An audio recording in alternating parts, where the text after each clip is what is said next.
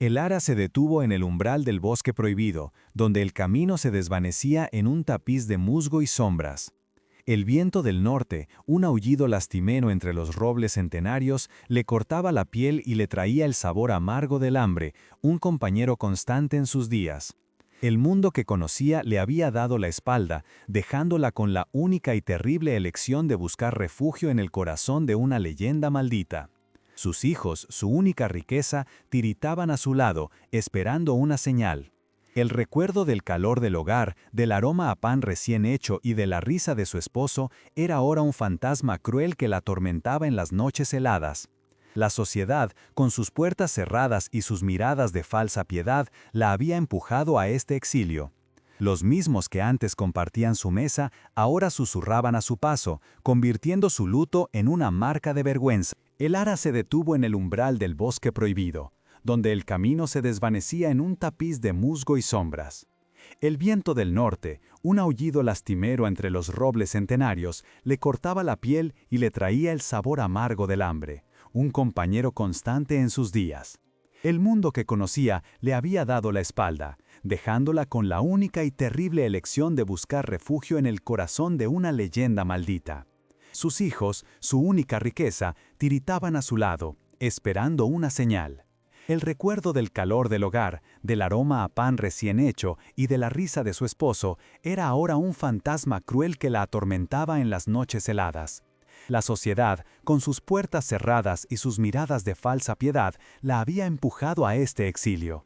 Los mismos que antes compartían su mesa, ahora susurraban a su paso, convirtiendo su luto en una marca de vergüenza. Su única posesión era un orgullo forjado en la adversidad y el amor inquebrantable por sus hijos. Frente a ella se extendían las tierras de los Montenegro, un feudo silencioso del que todos hablaban en susurros temerosos. Se decía que el aire mismo estaba viciado por el recuerdo de la división, una sangrienta disputa de lindes que había borrado a una familia entera del mapa, dejando solo un pozo sellado como tumba y un silencio que ni los pájaros osaban romper. El olor a tierra húmeda y a hojas podridas era tan denso que parecía ahogar cualquier atisbo de esperanza. Miró a sus pequeños. Mateo, con apenas 10 años, sostenía su mirada con una gravedad impropia de su edad, el hombre prematuro de una familia rota. Sofía se aferraba a los pliegues de su falda raída, sus grandes ojos fijos en la oscuridad del bosque, un reflejo del miedo que anidaba en el propio corazón de el ara. Y Lucas, dormido en sus brazos, era un peso cálido de inocencia, un ancla que la mantenía firme ante el abismo de la desesperación. Con una resolución que nacía de la más pura necesidad, el ara dio el primer paso. El crujido de la hojarasca bajo sus gastadas botas resonó como una sentencia en la quietud sepulcral que los envolvía. El sendero, casi devorado por la vegetación, era una cicatriz apenas visible en la piel del bosque, un camino hacia el olvido, que para ella representaba la única vía de supervivencia. Cada paso era un acto de fe ciega en un Dios que parecía haberla abandonado hacía mucho tiempo. Intentó acallar las historias que había escuchado en la aldea. Cuentos de lamentos que emergían de las profundidades de la tierra en las noches sin luna, de una presencia helada que acechaba a quienes osaban perturbar el descanso de los muertos. Pero el miedo a los fantasmas era un lujo, un temor para almas bien alimentadas. El ara se enfrentaba a un monstruo mucho más real y tangible, el espectro del hambre que amenazaba con devorar el futuro de sus hijos. A medida que se adentraba en la espesura, una extraña sensación comenzó a desplazar al pánico. No se sentía como una intrusa, sino como si la tierra misma, con su dolor antiguo y silencioso, la estuviera llamando, reconociendo en ella a una igual. Aquel bosque no quería expulsarla, parecía querer revelarle un secreto guardado durante demasiado tiempo. Mal sabía ella que el verdadero misterio de aquel lugar no eran los fantasmas, sino algo que cambiaría para siempre el destino de su familia. Antes de continuar, suscríbete al canal, comparte y deja tu like, porque el final de esta historia te va a sorprender. Y cuéntame en los comentarios, ¿tendrías el valor de entrar en un lugar maldito si fuera la única esperanza para tus hijos? El recuerdo era una herida que supuraba con cada aliento helado que tomaba en la soledad del bosque. No hacía tanto tiempo, el aire que respiraba no olía a podridumbre y miedo, sino a heno recién cortado y al guiso de lentejas que Javier tanto amaba. Su vida no había sido de opulencia, pero sí de una riqueza incalculable, tejida con los hilos dorados de la risa de sus hijos en el huerto y el calor de la mano de Javier sobre la suya al final de una larga jornada. Vivían en una pequeña alquería arrendada, un hogar humilde cuyas paredes de adobe habían absorbido el eco de su felicidad.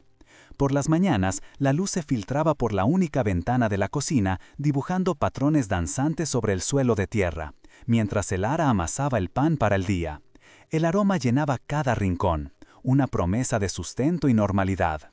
Javier salía al campo antes del alba, su figura fuerte y resuelta un pilar contra las incertidumbres del mundo, y regresaba con el crepúsculo, cansado pero con los ojos siempre brillantes para ella. Sus hijos crecían al ritmo de las estaciones, con las rodillas sucias de tierra y los corazones llenos de la seguridad que solo un hogar estable puede ofrecer. Eran días sencillos, marcados por el trabajo duro y recompensados con la paz de saberse juntos, un universo completo en sí mismos. Pero aquel universo tenía una sombra que se cernía en sus confines. Las tierras pertenecían a don Ricardo Montenegro, un hombre cuya alma parecía tan yerma y pedregosa como las peores de sus parcelas. Su riqueza no se medía en la prosperidad de sus dominios, sino en el temor que infundía. Llegaba a la alquería para cobrar la renta no en un simple carro, sino montado en un soberbio semental andaluz de crines trenzadas, cuya estampa era un insulto a la humildad que lo rodeaba, un recordatorio constante de quién ostentaba el poder. La codicia de don Ricardo no conocía límites, ansiaba el pequeño trozo de tierra fértil que Javier labraba con tanto esmero, un oasis de productividad en medio de la negligencia general de sus fincas. Empezó con presiones sutiles, insinuaciones de que el arriendo podría no ser renovado, comentarios despectivos sobre la calidad de la cosecha, que solo buscaban minar la moral de Javier. Pero Javier, de carácter noble y testarudo como un roble, se negaba a ceder a la intimidación, defendiendo su trabajo y el futuro de su familia. La tragedia llegó como un ladrón en la noche, sin aviso y sin piedad. Un día, Javier no regresó del campo al atardecer. El ara, con el corazón encogido en un nudo de hielo, lo buscó hasta que la luna estuvo alta en el cielo. Lo encontró junto al linde que separaba su parcela de un barranco, caído bajo el peso de un viejo olivo que, según todos, llevaba décadas resistiendo tormentas. Un accidente, dijeron, un golpe de mala suerte, pero el ara, en el fondo de su alma, sintió el frío tacto de una maldad deliberada. El dolor fue un océano negro que la ahogó. El silencio en la alquería se volvió ensordecedor, cada rincón gritaba la ausencia de Javier.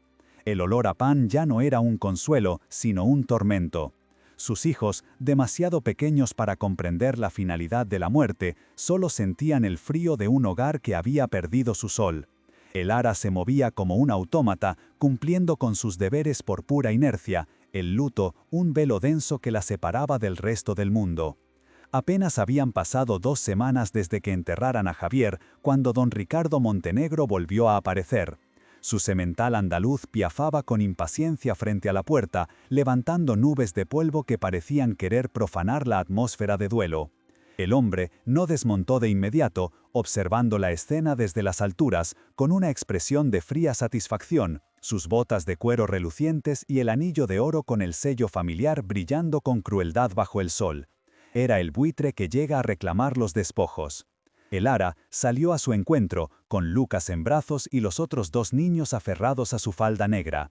Su rostro estaba demacrado por el llanto, pero su espalda se mantenía recta, la dignidad era la única armadura que le quedaba.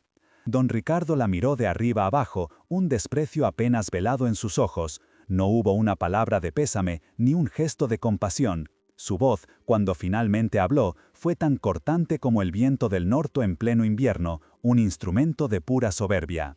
El contrato de arrendamiento estaba a nombre de tu marido, sentenció. Con su muerte, el acuerdo queda anulado. Tienes hasta mañana al alba para desalojar la propiedad. Mis hombres vendrán para asegurarte de que cumplas. Cada palabra era una piedra lanzada contra el frágil refugio de su dolor. No era una notificación, era una condena, ejecutada con un placer sádico que no se molestaba en ocultar. El ara sintió que el suelo se abría bajo sus pies. Pero, no tenemos a dónde ir, susurró, la voz rota por la incredulidad y la desesperación. Mis hijos, por favor, señor, un poco de tiempo, la cosecha está casi lista, podría pagarle. Su súplica se perdió en el aire, rebotando contra la muralla de indiferencia del hombre.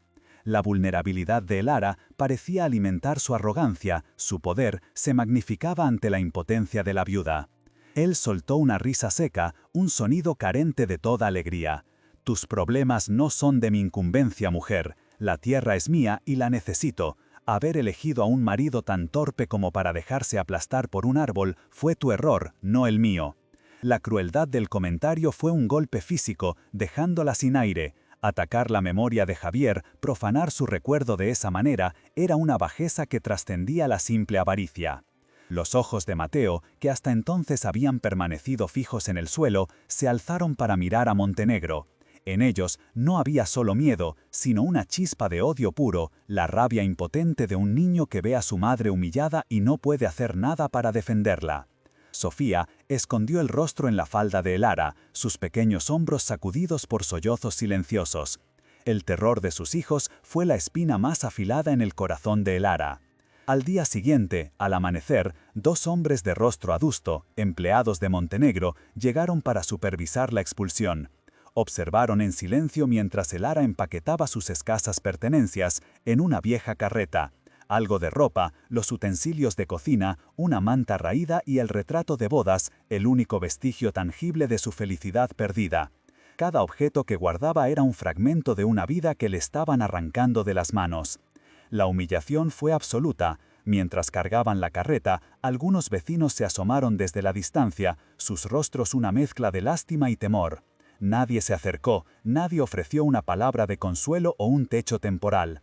El poder de los Montenegro era una ley no escrita que todos acataban por instinto de supervivencia.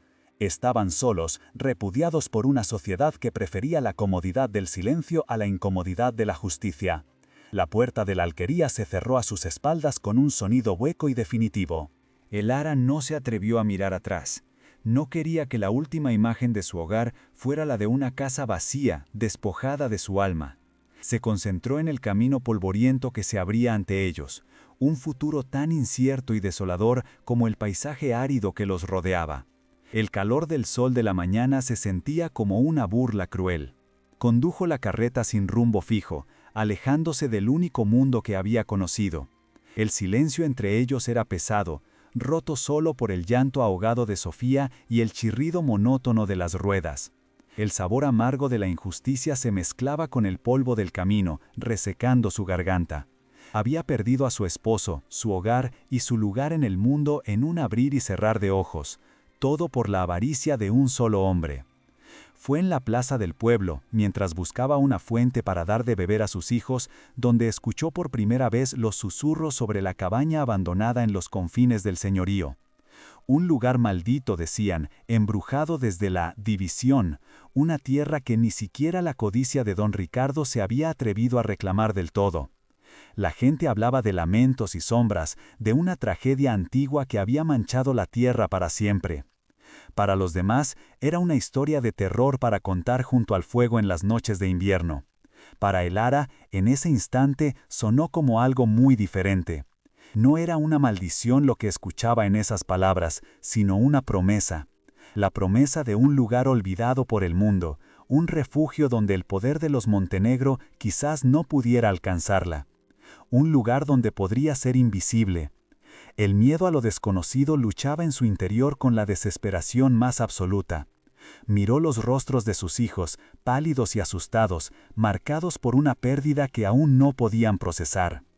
El amor por ellos, una fuerza primigenia y feroz, se alzó por encima de cualquier temor a los fantasmas o a las leyendas. Cualquier espectro sería preferible al monstruo de carne y hueso que les había arrebatado todo. Fue esa certeza la que la hizo girar la carreta y tomar el camino que se adentraba en el bosque, alejándose de los pueblos y de los hombres. Se dirigía hacia el corazón de la leyenda, buscando amparo en la oscuridad.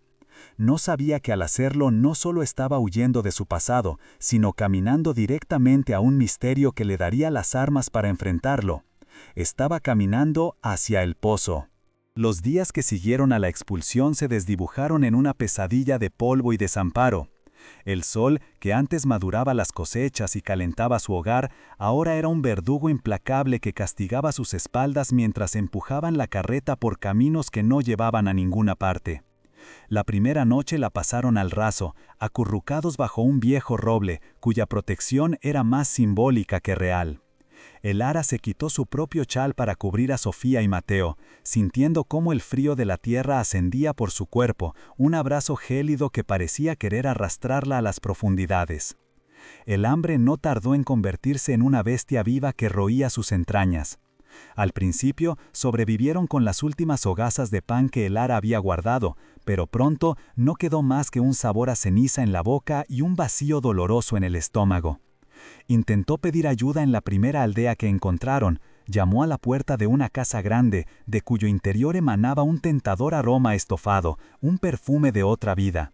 La mujer que abrió apenas la miró a los ojos, su rostro una máscara de desdén antes de cerrar la puerta con un portazo que resonó en el alma de Lara como una bofetada. La caridad era un lujo que nadie estaba dispuesto a conceder a la viuda de un hombre que había desafiado, aunque fuera pasivamente, a los Montenegro. El miedo era una moneda más poderosa que la compasión. En cada pueblo, la escena se repetía con una crueldad monótona, miradas que se desviaban, susurros que se apagaban a su paso, puertas que se convertían en muros infranqueables. La sociedad, con sus reglas no escritas y sus lealtades silenciosas, la había condenado al ostracismo, convirtiéndola a ella y a sus hijos en espectros invisibles. Mateo, con su seriedad de hombre prematuro, intentaba ser fuerte por ella. Buscaba vallas en los lindes del camino y ofrecía a su madre la mayor parte, aunque su propio rostro estuviera pálido y sus labios agrietados por la sed. Pero el ara veía el miedo en sus ojos cada vez que la noche caía, el terror a la oscuridad y a los ruidos desconocidos del campo. Veía el temblor en sus manos y la forma en cómo su mirada se perdía en el horizonte, buscando un hogar que ya no existía. Sofía, por su parte, se había replegado en un silencio frágil. Había dejado de preguntar, de inventar historias. Se limitaba a caminar junto a la carreta, aferrada a la falda de su madre, sus grandes ojos anegados en una tristeza demasiado profunda para sus pocos años. A veces, por la noche, el ara la escuchaba sollozar en sueños, un lamento suave y roto que partía en dos lo que quedaba de su corazón. Cada lágrima de su hija era una brasa ardiente en la conciencia de Lara, un recordatorio de su fracaso. Lucas, el más pequeño, era a la vez su ancla y su tormento. Su llanto, débil por el hambre, era una acusación constante. El ara lo mecía contra su pecho, intentando darle un calor que ella misma ya no sentía, susurrándole promesas de un futuro mejor que se le antojaban mentiras crueles en su propia boca.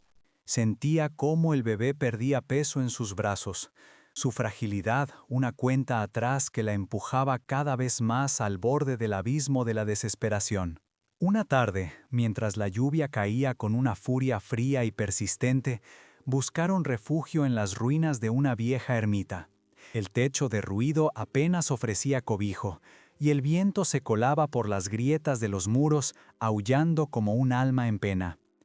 El olor a moho y a piedra húmeda era asfixiante.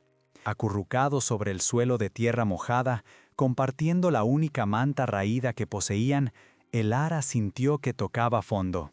El frío no era solo físico, era un hielo que le había invadido el alma, apagando la última chispa de esperanza. Allí, en la penumbra de la ermita, mientras sus hijos tiritaban en un sueño intranquilo, el ara se permitió llorar. Lloró en silencio, con lágrimas calientes que trazaban surcos en su rostro sucio de polvo. Lloró por Javier, por el calor de sus brazos y la seguridad de su presencia. Lloró por la injusticia, por la crueldad de un mundo que le había arrebatado todo.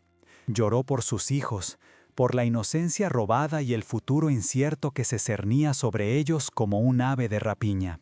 Al día siguiente llegaron a la plaza de un pueblo más grande, el último antes de que las tierras se volvieran salvajes.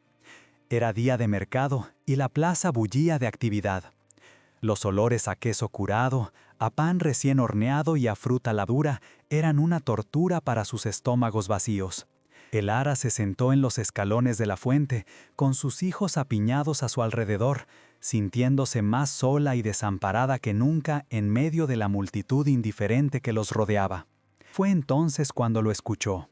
Eran dos hombres que hablaban cerca de ella, sus voces bajas pero audibles en un momento de calma.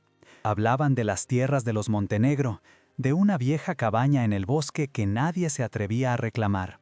Mencionaron la división, una historia antigua de sangre y codicia, y un pozo sellado que, según decían, guardaba los lamentos de una familia entera. Un lugar maldito, lo llamaron, un rincón olvidado por Dios y por los hombres. Para los hombres era un chismorreo, una leyenda para pasar el rato. Para el ara, aquellas palabras fueron como un faro en la más oscura de las noches. Un lugar maldito, un lugar olvidado, un lugar al que ni siquiera la avaricia de don Ricardo se atrevía a acercarse. No era una maldición lo que ella escuchó, sino la promesa de un santuario. Un refugio donde las reglas de los hombres y su crueldad quizás no pudieran alcanzarlos. La idea echó raíces en su mente con la fuerza de la desesperación. ¿Qué fantasmas podrían ser peores que el espectro del hambre que acechaba a sus hijos? ¿Qué lamento de ultratumba podría ser más doloroso que el llanto de su propio bebé debilitado? El miedo a lo sobrenatural se desvaneció, eclipsado por el terror tangible y real de ver a su familia perecer ante sus ojos. En ese instante, una nueva determinación, forjada en el fuego de su sufrimiento, la invadió. La historia de El Ara es un testimonio de una fuerza que nace cuando todo parece perdido. Es un viaje que nos recuerda que la esperanza puede encontrarse en los lugares más oscuros. Si su valor te conmueve, si crees en la luz que se niega a extinguirse, comparte este relato para que su llama llegue más lejos. Deja que tu apoyo se sienta y acompáñanos en este camino, porque el secreto que está a punto de descubrir cambiará no solo su destino, sino el de toda una estirpe. Se puso en pie con una resolución que sorprendió incluso a Mateo. Su espalda, que momentos atrás parecía vencida por el peso del mundo, ahora se erguía recta y firme. Miró a sus hijos, sus rostros pálidos y expectantes, y por primera vez en muchos días les ofreció una sombra de sonrisa. Era una sonrisa triste, sí, pero debajo de ella había una promesa de lucha, un juramento silencioso de que no se rendiría. No dijo nada, no hacían falta palabras. Tomó a Lucas en brazos, cogió a Sofía de la mano y con un gesto indicó a Mateo que la siguiera. Se alejó de la bulliciosa plaza del mercado, de sus olores tentadores y su cruel indiferencia. Dejó atrás el mundo de los hombres que le había dado la espalda y guió a su pequeña y rota familia hacia el único camino que le quedaba, el que se adentraba en el corazón del bosque prohibido. Cada paso que daba hacia esa masa de sombras y árboles centenarios era un acto de fe ciega y de rebelión. Se rebelaba contra su destino, contra la injusticia de don Ricardo, contra la cobardía de una sociedad que los había abandonado. Ya no huía, sino que caminaba hacia algo, hacia un lugar del que todos escapaban, pero que para ella representaba la última y única esperanza de supervivencia. La cabaña emergió de entre la bruma y los helechos como el esqueleto de un animal olvidado por el tiempo. No era un refugio, sino una cicatriz de piedra y madera ennegrecida, con el techo de pizarra hundido en un bosteo de desesperación. El aire a su alrededor era denso, inmóvil, cargado con el perfume de la decadencia. Un aroma a tierra húmeda que nunca se secaba, a madera podrida y al silencio sepulcral de un lugar donde la vida había renunciado a luchar hacía mucho tiempo. Para el ara, sin embargo, aquella ruina era un palacio. Entraron con la cautela de quien profana una tumba. El interior era una única estancia sumida en la penumbra, atravesada por los dedos de luz grisácea que se colaban por las grietas del techo. El suelo de tierra apisonada estaba cubierto por una alfombra de hojas secas y detritos que el viento había arrastrado a lo largo de los años. En un rincón, una chimenea de piedra, ancha y negra por el hollín de fuegos extintos, parecía una boca abierta a punto de devorar cualquier atisbo de calor y esperanza que se atrevieran a encender. El olor era casi insoportable, una mezcla del aliento fétido del moho que trepaba por las paredes y el hedor rancio del abandono. A Elara se le revolvió el estómago, no solo por el aroma, sino por la profunda soledad que emanaba de cada viga carcomida, de cada telaraña que colgaba como un sudario. Pero entonces sintió la pequeña mano de Sofía apretar la suya con fuerza, y supo que no había lugar para la debilidad. Aquel lugar maldito era ahora su santuario, y lo defendería con la ferocidad de una loba protegiendo a sus cachorros.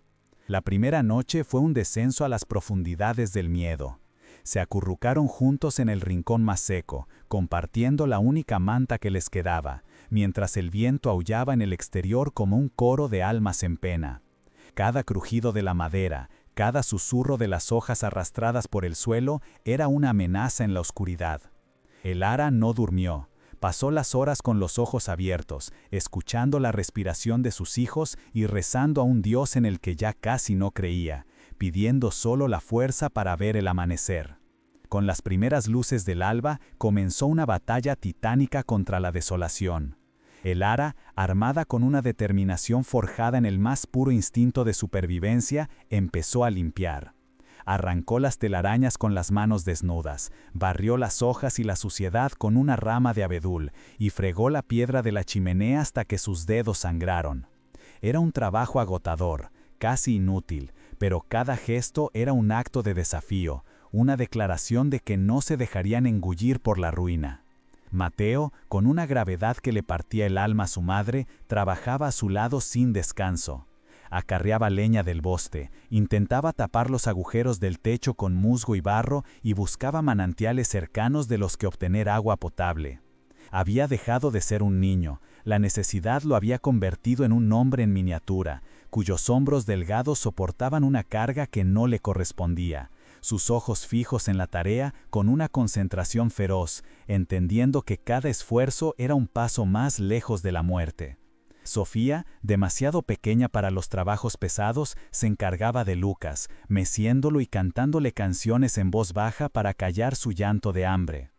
A veces, Elara la veía explorar los rincones de la cabaña con una mezcla de terror y fascinación, tocando con la punta de los dedos los extraños símbolos grabados en la piedra del dintel, como si intentaba descifrar el lenguaje secreto de la tristeza que impregnaba el lugar.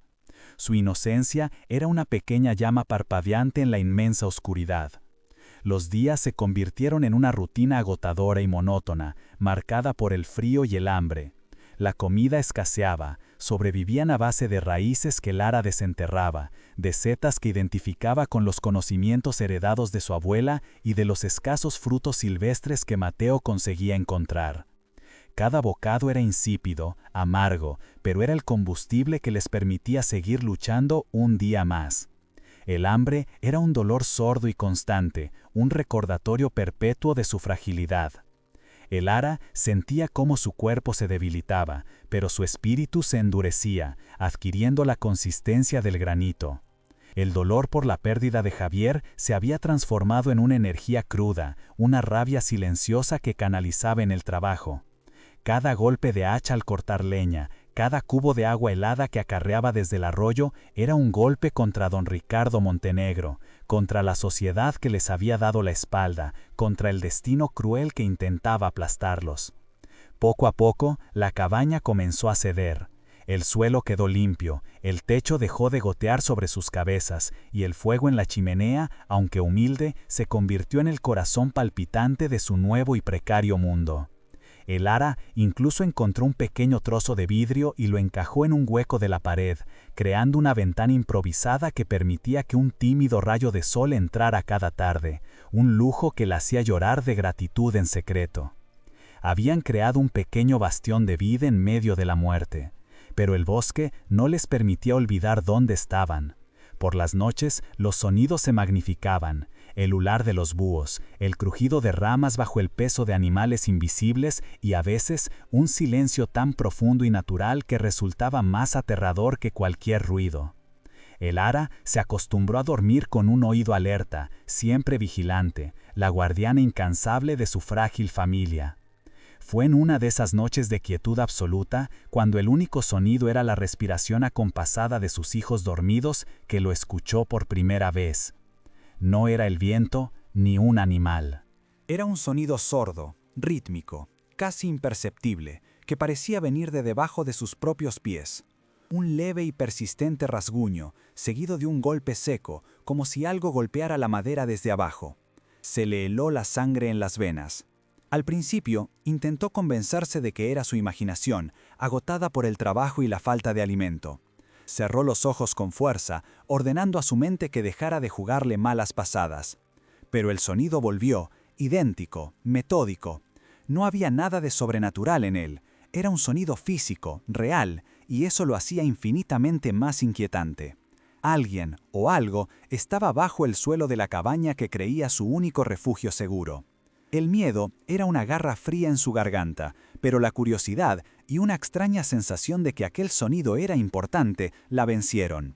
Esperó a que la primera luz del alba tiñera el cielo de gris y, asegurándose de que los niños seguían durmiendo profundamente, se arrodilló en el lugar de donde parecía proceder el ruido. La tarima de madera en ese rincón parecía más oscura, más gastada que el resto. Pasó los dedos por las tablas, sintiendo la rugosidad de la madera vieja.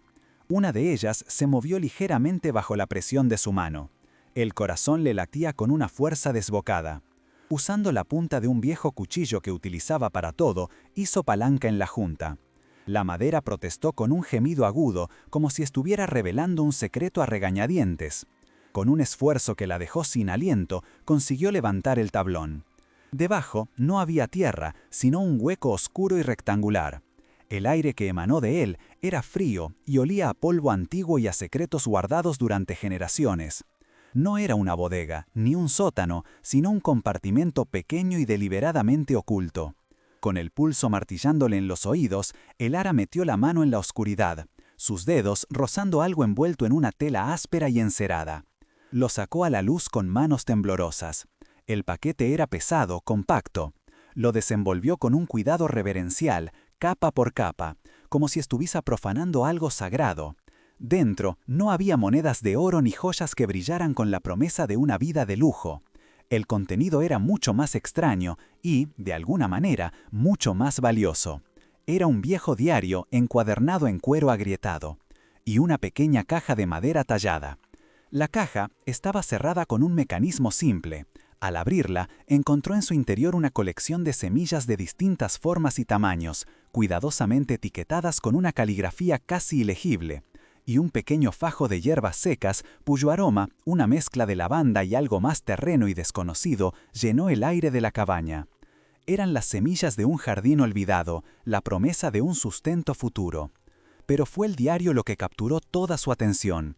Lo abrió con sumo cuidado, las páginas amarillentas y frágiles crujían al pasar. La tinta se había desvanecido en muchas partes, pero el texto aún era legible. Pertenecía a una mujer, una tal Adelaida Vega, y la primera entrada estaba fechada 50 años atrás, justo antes de la infame división. Esta tierra guarda más vida en sus raíces de la que los hombres guardan en sus corazones, leyó el ara en un susurro. Los montenegros solo ven parcelas que conquistar, pero no entienden el lenguaje del bosque. Creen que el poder reside en los títulos y en el oro, pero el verdadero tesoro es el conocimiento que brota del suelo, el secreto de cada planta, de cada raíz, un conocimiento que puede sanar o proteger. Una nueva fuerza la recorrió por completo. No era el alivio de quien encuentra una fortuna, sino la revelación de quien encuentra un arma. Aquel diario no contenía solo los secretos de un herbolario, contenía la sabiduría de la tierra, el poder de la familia que había vivido y amado en ese mismo lugar antes de ser borrada del mapa. Era la voz de una mujer que, desde el pasado, le ofrecía las herramientas para sobrevivir. Miró a sus hijos, que dormían ajenos al descubrimiento que acababa de cambiarlo todo. El hambre seguía royendo sus estómagos y el frío seguía colándose por las rendijas. Pero por primera vez desde que Javier murió, el ara sintió que no estaban solos. Tenía un aliado inesperado, una voz que le susurraba desde las páginas de un viejo diario. Aquel lugar no estaba maldito, estaba herido, y en su herida guardaba una semilla de esperanza. El ara no sabía qué otros secretos escondía el diario, ni a qué se refería Adelaida con la palabra proteger. Pero mientras sostenía aquel legado en sus manos, sintió que el futuro, aunque incierto y peligroso, ya no era un abismo oscuro, sino un camino que empezaba a iluminarse. El sol de la mañana entró por la improvisada ventana, y por primera vez su luz no parecía una burla, sino una bendición. El ara cerró el diario con cuidado, un tesoro más valioso que todos los sementales andaluces y los anillos de oro de don Ricardo Montenegro. El punto de inflexión había llegado, no con el estruendo de una batalla, sino con el silencioso crujido de una hoja olvidada. El aroma de las hierbas secas de la caja se mezcló con el del humo del hogar, creando una nueva fragancia en la cabaña. Ya no olía solo a abandono y a humedad, sino a algo más, al perfume de la resiliencia, a la esencia de un secreto que estaba a punto de florecer en el bosque prohibido. La lucha por la supervivencia estaba a punto de convertirse en algo mucho más grande. El ara se levantó, sintiendo que sus pies estaban más firmes sobre el suelo. Guardó el diario y la caja de vuelta en su escondite, su secreto. Miró por la puerta abierta hacia el bosque, hacia el viejo pozo sellado que se alzaba a pocos metros. Ya no lo veía como una fuente de terror, sino como una pieza más del puzzle. El diario era la clave, y sentía con una certeza visceral que el pozo era la cerradura. El silencio que siguió al descubrimiento de El Ara fue un interludio frágil, un aliento contenido antes de la tormenta. Los días se llenaron de un propósito febril. A la luz del candil, mientras sus hijos dormían, devoraba las páginas del diario de Adelaida Vega. No eran solo recetas de remedios y ungüentos, eran un mapa de la tierra, un compendio de su poder oculto, de las plantas que daban vida y de aquellas que, en las manos adecuadas, podían simular el abrazo helado de la muerte. Por primera vez, El Ara no se sentía una intrusa en aquel bosque, sino su legítima heredera. Pero el mundo de los hombres, con sus oídos siempre atentos a la novedad, no tarda en profanar los secretos. Un cazador furtivo, siguiendo el rastro de un ciervo, vio el humo ascender de la chimenea de la cabaña maldita. La historia viajó de su boca a la taberna del pueblo, y en cada retelling la verdad se deformaba, creciendo como una sombra monstruosa. La viuda no había encontrado solo refugio, susurraban, sino el tesoro perdido de los Vega, el oro que supuestamente escondieron antes de que la división los engullera. El rumor, untado en envidia y exageración, llegó finalmente a los oídos de don Ricardo Montenegro. Lo recibió en el suntuoso salón de su casona, mientras degustaba un vino de reserva en una copa de cristal tallado cuyo brillo parecía burlarse de la pobreza que lo rodeaba. La idea de un tesoro en sus tierras, un tesoro que no le pertenecía, fue una afrenta intolerable a su soberbia. El oro de los Vega era una leyenda que su propia familia había desestimado, pero la codicia, avivada por el susurro, se convirtió en una certeza ardiente. Su rostro, normalmente una máscara de fría indiferencia, se contrajo en una mueca de avidez. El recuerdo de la viuda desafiante, con su orgullo intacto y sus ojos llenos de una fuerza que no comprendía, avivó su furia. No se trataba solo del oro, se trataba de aplastar esa resistencia, de demostrar que en aquellas tierras no había más voluntad que la suya. Reunió a sus hombres de confianza, 2 matones de rostro adusto y manos como masas, cuya lealtad se compraba con monedas y se garantizaba con miedo. La llegada de los caballos fue una profanación del silencio del bosque. Su galope pesado hizo temblar la tierra, ahogando el canto de los pájaros y anunciando la llegada de una violencia que aquel rincón había olvidado. El Ara, que recogía agua en el arroyo, escuchó el estruendo y su corazón se detuvo por un instante. No sintió el pánico de antaño, sino una fría y lúcida calma. La hora de la verdad, la que había estado ensayando en su mente cada noche, había llegado. Escondió el diario y la caja de semillas en lo más profundo de su escondite bajo el suelo. Corrió hacia la cabaña y empujó a sus hijos hacia el rincón más oscuro, cubriéndolos con una manta. «Pase lo que pase, no hagáis ruido, jugad a ser estatuas de piedra», le susurró, su voz firme a pesar del temblor que recorría su cuerpo. Mateo la miró con sus ojos serios, asintiendo con una madurez que le rompía el alma, mientras Sofía se aferraba a su hermano escondiendo el rostro. El Ara se irguió y caminó hacia la puerta, su espalda recta como un roble, la guardiana de un secreto y de 3 vidas. Don Ricardo Montenegro desmontó de su semental andaluz con una arrogancia estudiada, sus botas de cuero relucientes pisoteando las humildes flores silvestres que el Ara había dejado crecer. Sus 2 hombres lo flanqueaban, sus miradas vacías escrutando la cabaña con desprecio. El aire se cargó con el olor a caro cuero, a sudor de caballo y a la amenaza no verbalizada de la violencia. El contraste entre su opulencia y la pobreza digna de la cabaña era un abismo infranqueable. «Se acabaron los juegos, viuda», dijo don Ricardo, su voz un látigo en el aire quieto. «He venido a por lo que es mío, el tesoro de los Vega. Sé que lo ha encontrado. Entréguemelo ahora, y quizás sea magnánimo y la deje marchar con vida de mis tierras». Su mirada recorrió la ruinosa fachada de la cabaña, incapaz de concebir que el verdadero valor de aquel lugar no se pudiera medir en monedas de oro. El ara lo miró directamente a los ojos, sin pestañear. La mujer asustada que había suplicado en la puerta de la alquería había muerto. En su lugar había nacido algo más duro, más antiguo. «No hay ningún tesoro aquí, señor Montenegro», respondió ella, su voz sorprendentemente serena. «Solo hay piedras viejas y recuerdos. Quizás es eso lo que busca». La mención de los recuerdos pareció tocar un nervio. Una fugaz sombra de inquietud cruzó el rostro del hombre. La calma de el ara lo enfureció. Era como golpear el agua. Su fuerza no encontraba resistencia y se perdía en una profundidad que lo desconcertaba. Hizo una señal a sus hombres.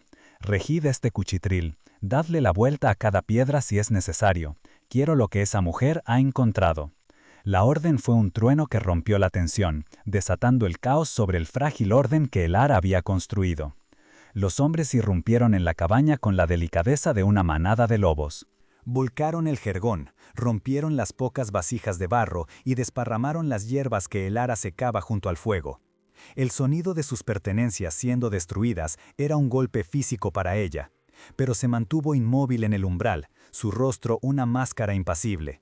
Sabía que el verdadero tesoro estaba a salvo, no solo bajo el suelo, sino en su mente. Desde el rincón oscuro, un sollozo ahogado de Sofía llegó a sus oídos. Aquel sonido fue la chispa que encendió la pólvora.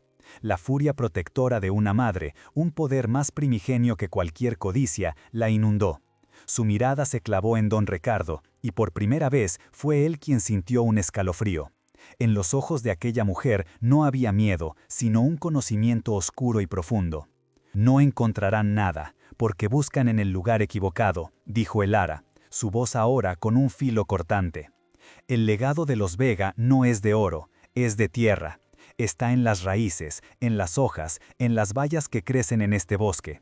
Un legado que Adelaida Vega supo proteger muy bien». Al pronunciar aquel nombre, Adelaida, el rostro de don Ricardo perdió todo su color. Era un nombre que no se había pronunciado en voz alta en 50 años. El pánico, apenas controlado, se apoderó de él. «¿Qué sabe usted de esa mujer?», siseó, dando un paso hacia ella. «Son solo cuentos de viejas». Pero su voz carecía de convicción. El ara había tocado la raíz de un miedo antiguo, un secreto familiar que se había intentado enterrar bajo décadas de silencio y poder. «Sé que era una mujer sabia», continuó el ara, avanzando un paso a su vez, invadiendo su espacio, revirtiendo la dinámica de poder. «Sabía qué plantas curaban la fiebre y cuáles podían hacer que el corazón de un hombre fuerte se detuviera en silencio, como si un mal aire se lo hubiera llevado. Sabía cómo hacer que un accidente pareciera obra del destino. Cada palabra era una flecha envenenada, apuntada directamente al recuerdo de la muerte de su propio marido, Javier. Uno de los matones, un hombre del campo lleno de supersticiones, se detuvo y miró a el ara con un miedo repentino. La leyenda de la división estaba llena de muertes extrañas y repentinas. La idea de una mujer que conocía los secretos venenosos del bosque era más aterradora que cualquier patrón armado. El poder de don Ricardo se basaba en la violencia física, pero el ara estaba invocando una fuerza más antigua e incontrolable. Don Ricardo vio la duda en los ojos de su hombre, y su rabia se desbordó. Agarró a el ara por el brazo, su mano como un grillete de hierro. «Bruja, está loca, no me asustará con sus delirios», gritó, su rostro a centímetros del de ella. El olor a vino y a miedo emanaba de él. Pero el ara no retrocedió. Sostuvo su mirada con una intensidad feroz. «¿Me parezco loca?», susurró, su voz un siseo helado. «Su padre selló este pozo para acallar un lamento, pero hay secretos que no se pueden ahogar. La tierra no olvida, señor Montenegro, y yo he aprendido a escucharla. Esta tierra ahora me protege a mí y a mis hijos. Cualquiera que intente hacernos daño, la propia tierra se encargará de él». No era una amenaza, era una profecía. Dicha en aquel lugar, rodeada por el recuerdo de una tragedia, sus palabras adquirieron un peso sobrenatural. El segundo hombre también retrocedió un paso, haciendo el signo de la cruz disimuladamente. No querían tener nada que ver con la maldición de los Vega, una maldición que aquella viuda parecía haber heredado. Don Ricardo se encontró de repente solo. Sus hombres, sus instrumentos de poder, estaban paralizados por un miedo que él no podía disipar. Su riqueza, su estatus, su semental andaluz, nada de eso servía contra el veneno de una leyenda. Soltó a Elara como si su piel quemara, retrocediendo con torpeza. La miró una última vez, no con odio, sino con un terror desnudo. Se arrepentirá de esto, masculló, pero la amenaza sonó hueca, vacía. Se giró bruscamente, montó en su caballo con manos temblorosas y espolió al animal, huyendo de la cabaña como si el mismísimo diablo le pisara los talones. Sus hombres no tardaron en seguirlo, desapareciendo entre los árboles, dejando tras sí solo el eco de su cobardía. Elara se quedó de pie en medio del desorden de su hogar, su cuerpo temblando por la tensión liberada. El bosque volvió a sumirse en el silencio, pero esta vez era un silencio diferente. Era un silencio protector, cómplice. Escuchó el llanto de sus hijos y corrió hacia ellos, envolviéndolos en sus brazos, su cuerpo el único escudo que tenían. Los abrazó con fuerza, hundiendo el rostro en el cabello de Mateo, sintiendo las lágrimas de Sofía mojar su hombro. Había ganado, no con un arma, no con violencia, sino con la sabiduría de una mujer muerta y con la fuerza indomable de su propio amor de madre. El tesoro que había encontrado no era oro, era poder. El poder del conocimiento, el poder de la resiliencia. Mientras el sol comenzaba a ponerse, tiñendo el cielo de tonos anaranjados y púrpuras, Elara miró por la puerta abierta. El bosque ya no era un lugar prohibido, sino su reino. La cabaña no era una ruina, sino su fortaleza. Y ella ya no era una víctima, sino la guardiana de la memoria de aquella tierra. Una memoria que ahora lo sabía sería su mejor arma en la guerra que acababa de comenzar. La victoria de Elara no resonó con el estruendo del acero, sino con el profundo silencio que siguió a la huida de don Ricardo. El bosque pareció exhalar un suspiro contenido, y el aire, antes cargado de una tensión eléctrica, se volvió suave y respirable. Elara permaneció en la puerta de su hogar profanado, no como una víctima temblorosa, sino como una reina en su bastión. Había desenvainado el arma más poderosa de todas, la verdad, afilada con el miedo ancestral que anidaba en el corazón de los hombres poderosos.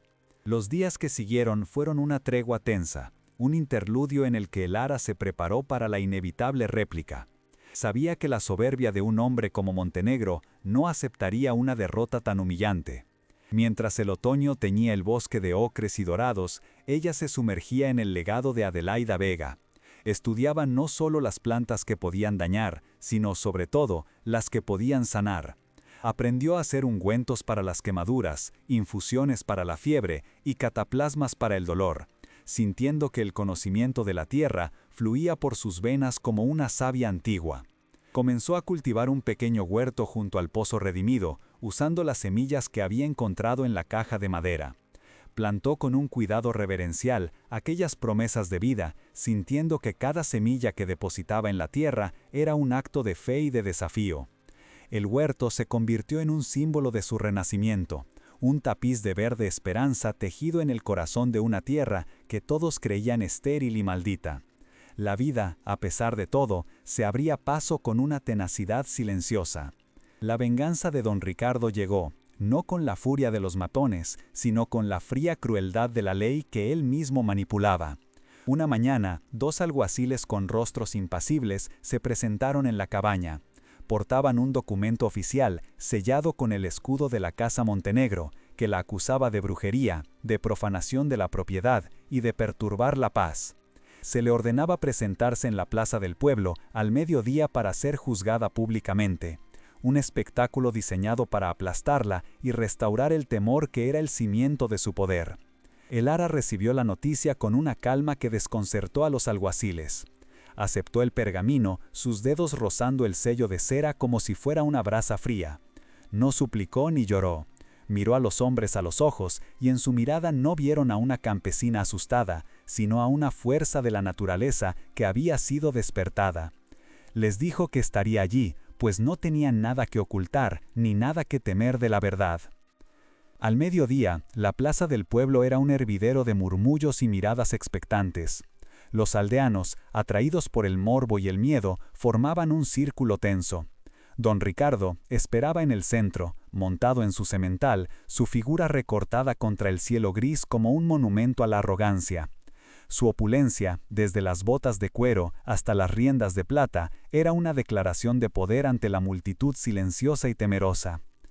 El ara llegó a pie, seguida por Mateo, que caminaba a su lado con una gravedad impropia de su edad.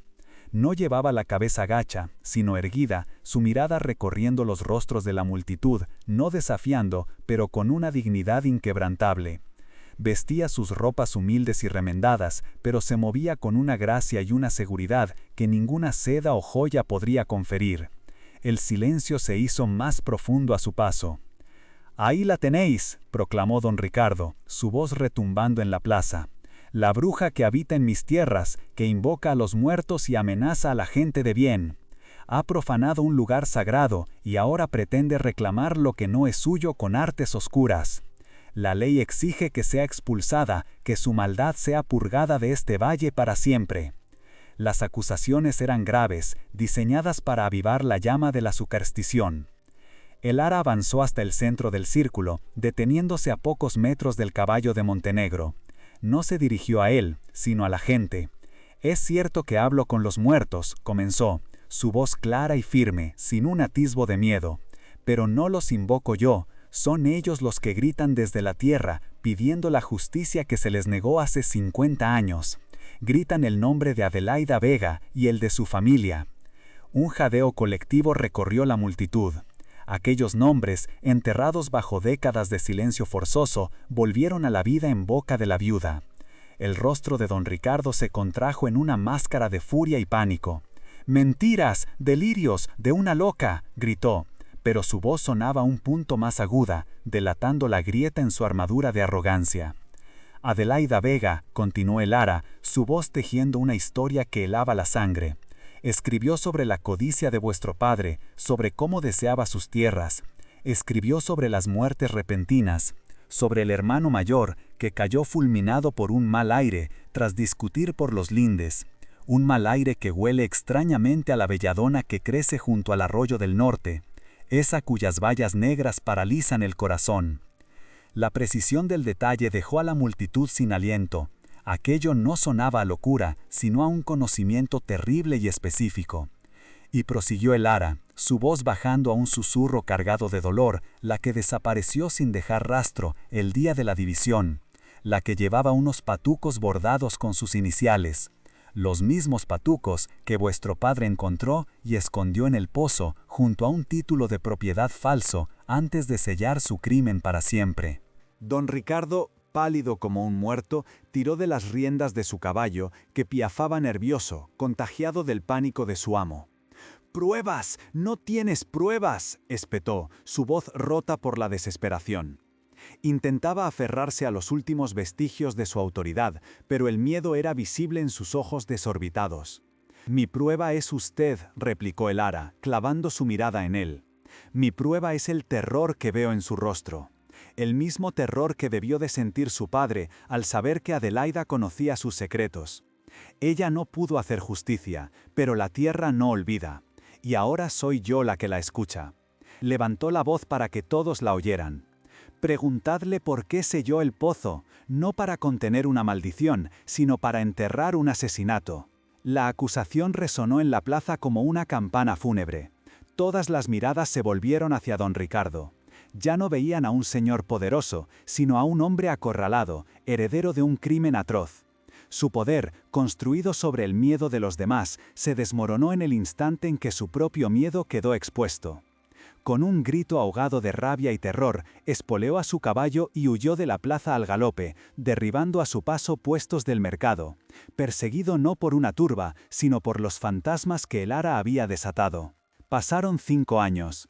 La cabaña en el corazón del bosque ya no era una cicatriz, sino una joya engastada en el paisaje. Un jardín exuberante, nacido de las semillas de Adelaida, la rodeaba con un abrazo de vida y color. Las enredaderas trepaban por los muros de piedra y el aire olía a lavanda, a romero y a tierra fértil.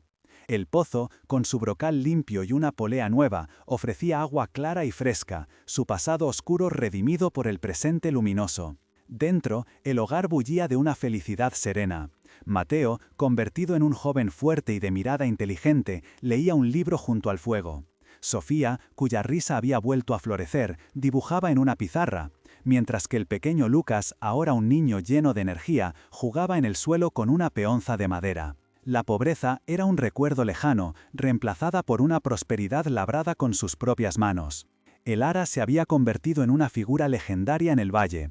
La gente ya no la llamaba viuda, sino la sabia del bosque. Acudían a ella desde aldeas lejanas en busca de sus remedios, de sus consejos, de la paz que emanaba de su presencia. Había transformado el conocimiento que pudo ser un veneno en una fuente inagotable de sanación, honrando la memoria de Adelaida Vega de la forma más pura. De don Ricardo Montenegro apenas se hablaba. Tras su humillación pública, su mundo se había derrumbado. Perdió el respeto de sus iguales y el temor de sus vasallos. Se vio obligado a vender sus tierras una a una para pagar deudas y acallar escándalos, hasta que solo le quedó la casona familiar, una mole de piedra que se desmoronaba lentamente, como su propia alma. Decían que vivía recluido, un prisionero en su propia casa de lujo, atormentado por las sombras de un crimen que ya todos conocían. Una tarde, mientras el sol se ponía y tenía las montañas de un resplandor cobrizo, el ara contemplaba su hogar desde el umbral. Había llegado a aquel lugar sin nada, expulsada y rota, buscando refugio en una maldición, y en su corazón había encontrado la mayor de las bendiciones. Descubrió que el verdadero tesoro no era el oro que se entierra, sino el conocimiento que se cultiva, la resiliencia que florece en la adversidad y la fuerza inquebrantable del amor de una madre. Un amor capaz de hacer justicia, sanar heridas y convertir un yermo maldito en el más próspero de los paraísos. La historia de El Ara es un eco que resuena en los valles silenciosos de nuestra propia existencia.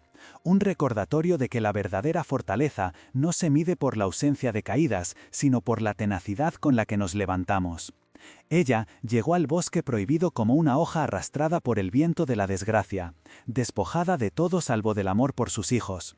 Se enfrentó a un mundo que le había dado la espalda, a una sociedad que prefiere la comodidad del silencio a la incomodidad de la justicia, y encontró su salvación no huyendo del dolor, sino adentrándose en su mismo corazón. Su viaje nos enseña que la verdadera riqueza nunca resplandece en el oro, ni se exhibe en la ostentación de un poder efímero.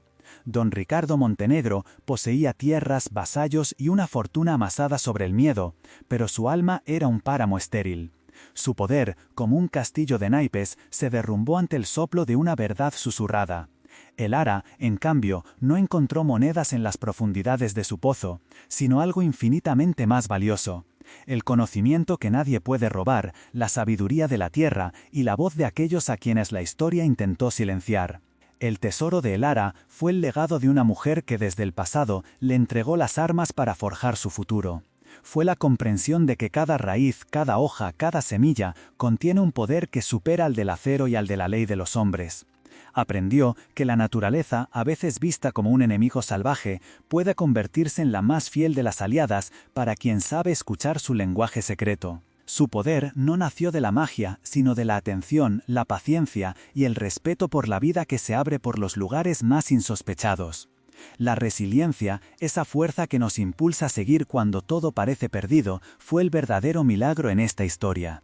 No es un don que se recibe, sino una virtud que se cultiva en el suelo más arduo, regada con lágrimas de dolor y abonada con la determinación de proteger a quienes amamos. Cada amanecer en aquella cabaña ruinosa era una victoria. Cada comida conseguida del bosque era un acto de rebelión contra el destino. El ara nos demuestra que el espíritu humano, cuando es impulsado por el amor, puede convertir una tumba en un jardín. Su historia es un espejo en el que se reflejan incontables almas que han sido marginadas, subestimadas y dadas por vencidas. Nos recuerda que a menudo los lugares que el mundo considera malditos o inútiles son precisamente aquellos que guardan las claves de nuestra liberación.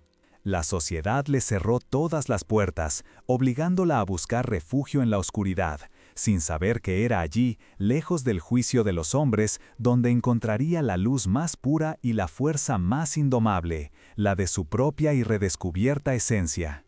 La justicia, al final, no llegó a lomos de un corcel blanco ni con el estruendo de una batalla, sino con el peso sereno e implacable de la verdad. Elara no necesitó levantar un arma, su voz fue suficiente. Desenmascaró la mentira que sostenía el poder de su opresor, demostrando que el miedo es un cimiento de arena. La verdad, como una semilla enterrada bajo décadas de silencio, siempre encuentra una grieta por la que brotar, y su crecimiento es imparable, capaz de derribar los muros más sólidos. Así, Elara transformó una herencia de dolor en un legado de sanación. El mismo conocimiento que podría haber sido un veneno se convirtió en un bálsamo no solo para su familia, sino para toda la comunidad que antes la había repudiado. Su hogar, nacido de las cenizas de una tragedia, se convirtió en un faro de esperanza, un testimonio viviente de que es posible reconstruir un paraíso sobre la tierra quemada, de que la bondad y la sabiduría son las fuerzas más revolucionarias que existen. Si esta historia ha tocado tu corazón y ha encendido una chispa de esperanza en tu interior, te invito a suscribirte a nuestro canal, a compartir este relato y a dejarnos tu apoyo en forma de un me gusta. Tu participación es el aliento que nos impulsa a seguir desenterrando historias que, como la de Elara, nos recuerdan el poder que reside en el espíritu humano, un poder que a menudo olvidamos que poseemos. Cuéntanos en los comentarios qué lección te llevas de este viaje. ¿Qué pozo has tenido que abrir en tu vida? ¿Qué tesoro inesperado has encontrado en los lugares más oscuros? Cada experiencia es una historia digna de ser contada, y queremos leer la tuya, porque en el intercambio de nuestros relatos nos hacemos más fuertes y nos recordamos unos a otros que nadie está verdaderamente solo en su lucha.